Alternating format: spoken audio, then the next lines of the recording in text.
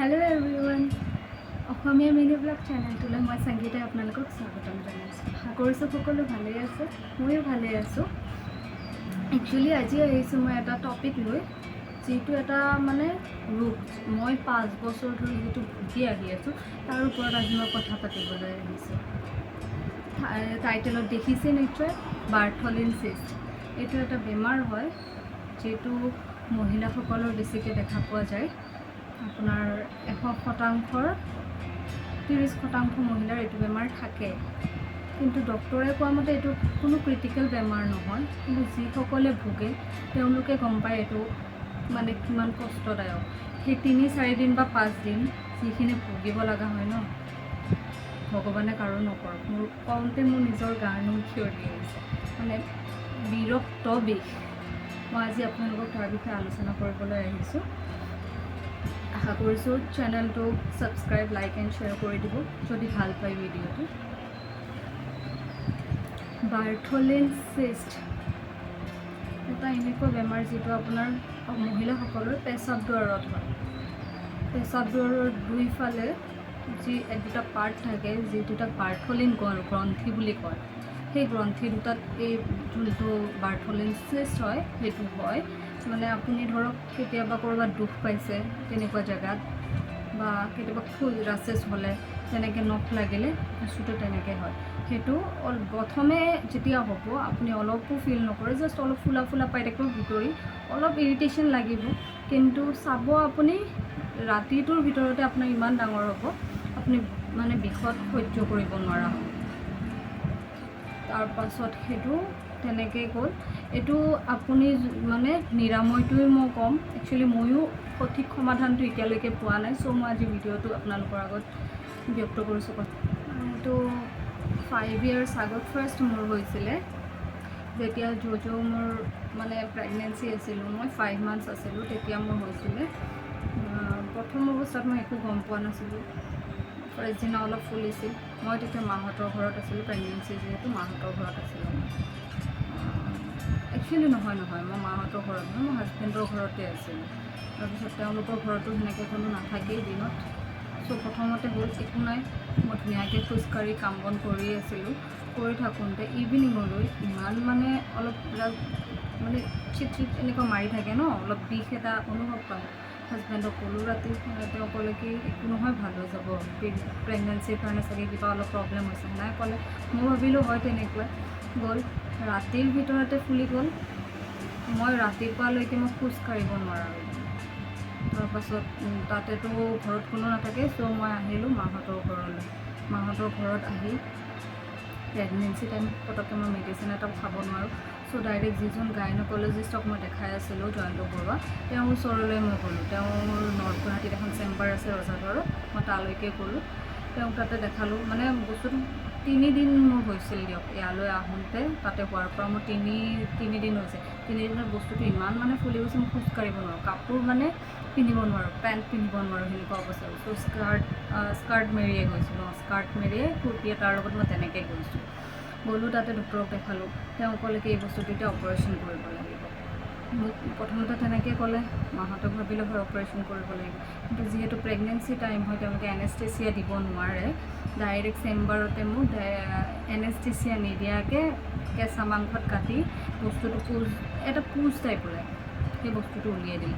বহুতখিনি ওলাইছিল আৰু এটা বিকট গোন্ধ এটা ওলায়, যিহেতু পুজ এটা জমা হৈ যায় ন, চিষ্ট বুলি যিটো কওঁ, এটা মানে এনেকুৱা বল টাইপ হৈ যায় চিষ্ট, সেইটোত পুজ বহুতখিনি জমা হয়। এবাৰ সেনেকৈ ফালি মেলি দিলে। বিষটোৰ কাৰণে মই মানে সেইখিনি টাইম যিখিনি চিঞৰিছিলোঁ সেইখিনিৰ মোৰ একো ফিল নহৈছে, মানে পিছত খোজকাঢ়িব পৰা হৈছোঁ, সেনেকৈ মই বাচিলোঁ শান্তি। তাত মেডিচিন দিলে, ঘৰত আহিলোঁ। গ'ল সেইবাৰ তেনেকৈ। তাৰপাছত হোৱাৰ আপোনাৰ 8 মাহমান হৈছে সেই বাচ্চা। তেতিয়া মই আছিলোঁ ৰেণ্টত গুৱাহাটীত, মই হাজবেণ্ড আৰু বেবী থাকোঁ। চ' তেওঁ হাজবেণ্ডো বেছিভাগ ঘৰত নাথাকে, তেওঁ বাহিৰতে কাম, যিহেতু বিজনেছ কৰে, তেওঁ বাহিৰত কাম, চ' তেওঁ বাহিৰতে থাকে। আকৌ হ'ল, মই প্ৰথম হওঁতেতো অকণমান গম পাইছোঁ যে সেইটো মোৰ আগৰ নিচিনা হৈছে, এতিয়া কি কৰা যায়। তাৰপাছত সেনেকৈ থাকিলোঁ অকণমান ইভিনিঙলৈকে, হাজবেণ্ড নাছিলে। তেওঁ আহোঁতে তেওঁক ক'লোঁ, তেওঁ ক'লে কি বোলা আমি ডক্টৰৰ তাত যাওঁ, যিহেতু তেওঁ আগৰবাৰ মই দেখিছে অৱস্থাটো।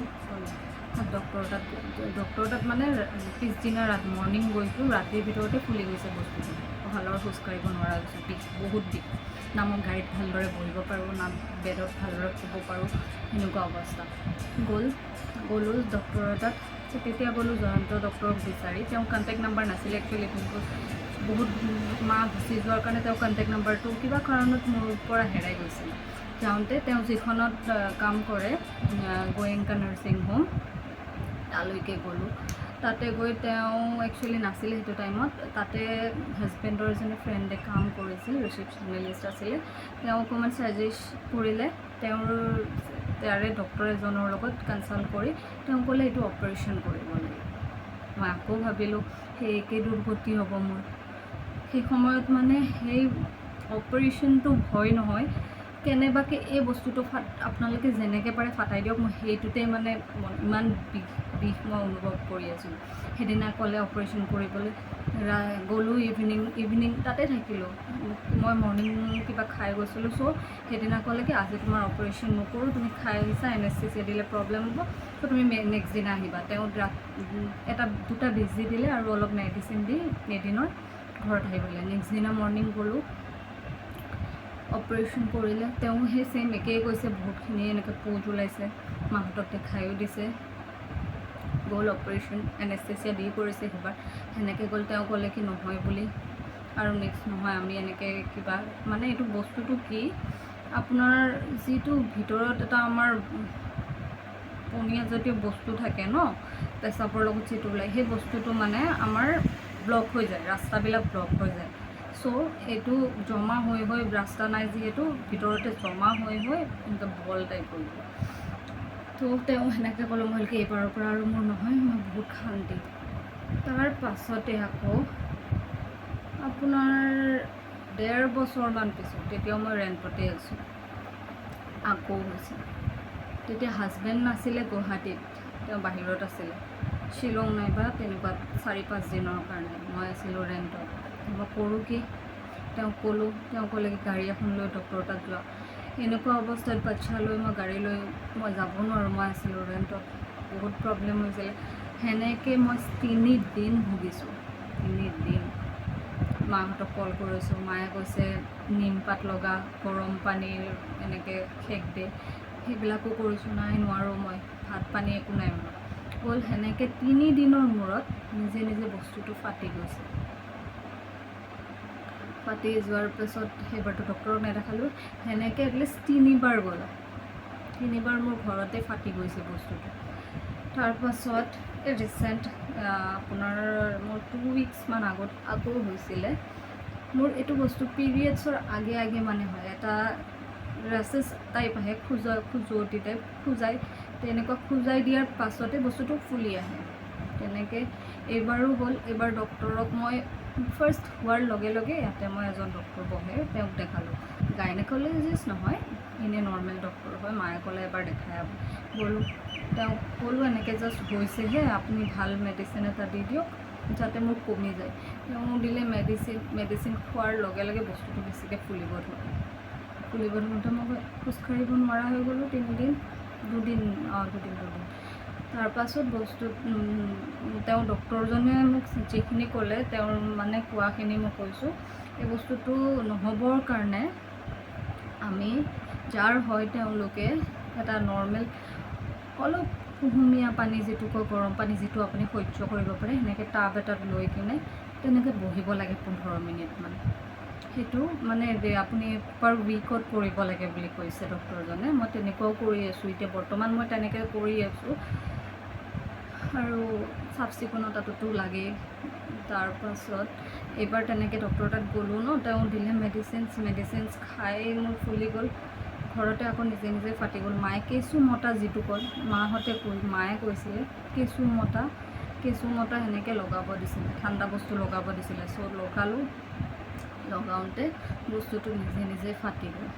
তাৰপাছত মোৰ বিষ এটা অনুভৱ হৈ আছে, বস্তুটো ফুলা কমা নাই, বস্তুখিনি ফুলাই গ'ল, পুজ যিটো থাকে। তাৰপাছত আকৌ মই জয়ন্ত ডক্টৰৰ তাত গ'লোঁ। তেওঁ যাওঁতে কথাখিনি ক'লোঁ যে এনেকুৱা আপোনাক লগ কৰিব, আগৰ কথাখিনিও ক'লোঁ। তেওঁ ক'লে কি এতিয়া তোমাৰ যিহেতু ফাটি গ'ল, মই তাৰ কাৰণে একো মই মেডিচিনছ দিব নোৱাৰোঁ, তোমাৰ যিটো বিষ হৈ আছে তাৰ কাৰণে মই তোমাক মেডিচিন দি দিছোঁ, নেক্সট টাইম যদি হয় তুমি কাইণ্ডলি মোৰ ওচৰত আহিবা, তেনেকৈ ক'লে। মই ভাবিছোঁ ঠিক আছে, নেক্সট টাইম যদি হয় মই তেওঁৰ ওচৰতে যাম। মোৰ সেই 5 বছৰত মই এনেকৈ 4-5 বাৰ মই ভুগিছোঁ। যোনে হয় ন তেওঁ গম পায় কিমান বিষ ইয়াৰ।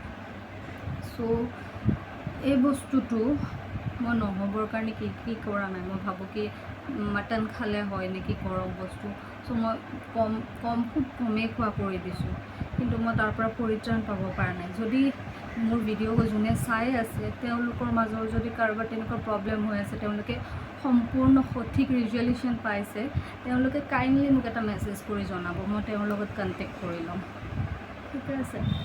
তো আজিৰ ভিডিঅ'টো ইমানেই আছিলে। যদি মোৰ আপোনালোকে প্ৰব্লেমখিনি গম পাইছে, যোনে চাই থাকে যাৰে হৈছে এইখিনি, তেওঁ এবাৰ কাইণ্ডলি মোক এটা মেছেজ কৰিলেই হয়, মোক মানে বহুত দৰকাৰ। মই ইমানখিনি ভুগি আছোঁ এই 5 বছৰত, মানে মোক যি কয় মই সেইখিনি কৰিবলৈ মই মানে ৰাজি আছোঁ।